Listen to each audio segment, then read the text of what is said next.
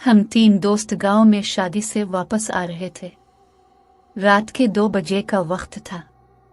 सफर बहुत तवील था और हमें बहुत नींद आ रही थी कि बाइक चलाना बहुत दुश्वार हो रहा था। रास्ते में हम तीनों को एक पुरानी खंडर नुमा इमारत दिखाई दी। हमने सोचा कुछ देर यहाँ बैठकर खुद को ताज़ा दम करते हैं और फिर वापसी के सफ़र पर रवाना होंगे। चुनांचे हम तीनों वहाँ बैठ गए। एक दोस्त ने चाय बनाना शुरू की। इस दौरान छत से कभी सीमेंट गिरता था तो कभी पत्थर। एक दोस्त ने कहा, इमारत काफी पुरानी और कमजोर मालूम होती है, इसलिए यह टूट कर गिर रही है। यहाँ ज्यादा देर गुजारना मुनासिब नहीं। चाय भी तैयार थी। हम तीनों चाय का लुत्फ उठा रहे थे और बातें करने में मसरूफ थे।